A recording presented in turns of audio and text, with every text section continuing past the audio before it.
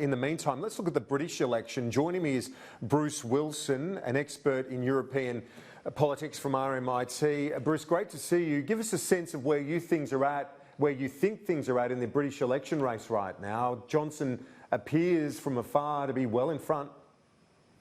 He appears to be well in front, and I think over the last week the polls have consolidated somewhat, putting him at 40% plus, Labor at 30% or thereabouts, and the Lib Dems sitting at about 15. The Brexit Party sitting at about 6 or 7. So with the Brexit Party, if they were to win any seats, which is unlikely, the Johnson Conservative Party has a good chance of winning the election comprehensively, but the big question is, will they win enough seats to actually form government on their own?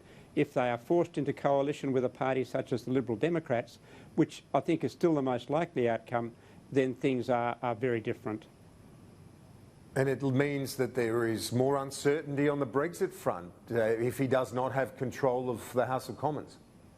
Well, absolutely. It leaves Parliament where it was. The difference will be that if the Lib Dems do hold the balance of power, I think their price for supporting a Conservative government would be a second referendum. It might be that there is some agreement that there is a movement to accept the current agreement that Johnson has on the table, but conditional on it then going to a second referendum. But of course, the uncertainty does then continue.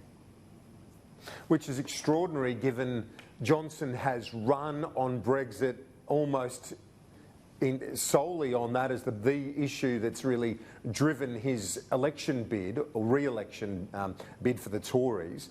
And then to be going to a second referendum would be extraordinary. And the uncertainty, the confusion, I think the annoyance for the British people would continue in many respects. I think the domestic agenda is still very important, and you will have seen yesterday that Johnson spoke to a business conference saying that he will hold back the corporate tax cuts that he had previously promised in order to be able to fund some of the domestic agenda, not least the NHS.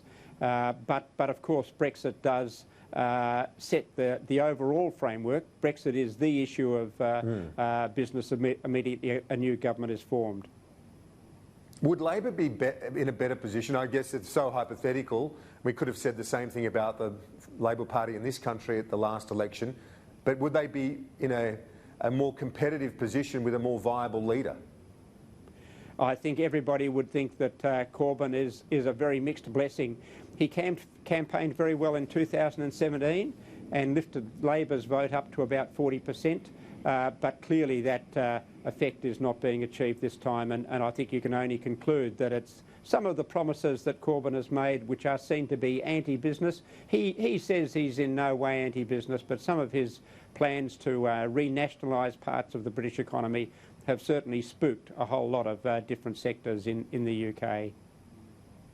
Yeah, he wants to renationalise, I think, water and some energy as well. It is quite ambitious in one respect in terms of that agenda, but even many of his own MPs don't support him, given the way that the Labor leadership is structured.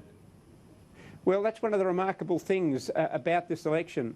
Both the candidates for Prime Minister have been very, very sharply criticised by members of their own side.